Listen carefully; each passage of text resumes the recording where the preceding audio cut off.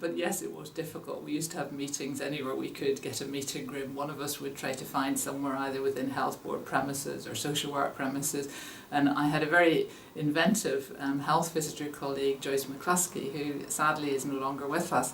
But she was always turning up rooms in different places. But I actually at one stage had a meeting in our house, and I was amazed that Nancy and Jack managed to bring Daniel so they wouldn't miss the meeting. But we all really made huge efforts because it mattered to us. We really thought it was a good cause. And I mean, I had a commitment in terms of trying to increase the awareness of health professionals, but Nancy and Lorraine both really spent huge amounts of time fundraising in all sorts of weathers in the early days, you know, making sure that the cause was moving on. And also, I think, importantly, and this was emphasised when Susan and Jim joined us, they wanted to educate people about the need for long-term palliative care, which is something that I think CHAS has done really well over the last few years. I mean, yes, it's great to see the buildings, but actually it's lovely to hear people talking more about palliative care for children, which I think has been a real major success.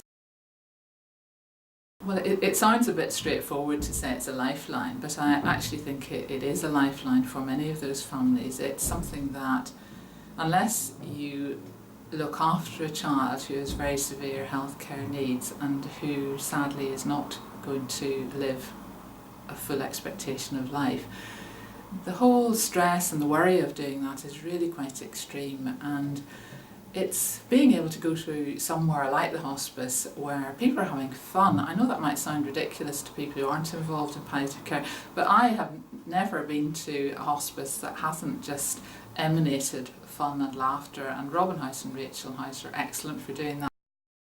And I think you just need to, as a parent, be somewhere that you feel people won't judge you if you're being happy, that people won't feel, oh, you know, you must be sad and it's all gloomy all of the time. Of course there is a serious side, and it's hard to manage sometimes when children are dying. But the hospice in general is a place where the kids have lots of activities, they have lots of things that they're doing. I always think it's quite funny because the siblings, the children, brothers and sisters, they always say, oh, it's been a brilliant weekend, we had a great time. So, I mean, I see the hospice as being a place that people can truly relax, have a good time and enjoy their children.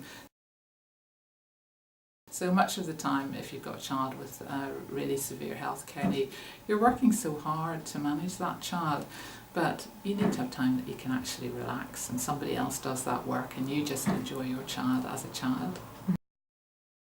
I've never had a parent come to see me who hasn't said how absolutely terrific it is to have been to the hospital and to have a visit. So I think that their 21st birthday present is really that, you know, they have made a real difference. I mean, it's lovely to see the facilities. It's been delightful to see the way the whole sort of setup has matured from being an early type of adventure, as it were.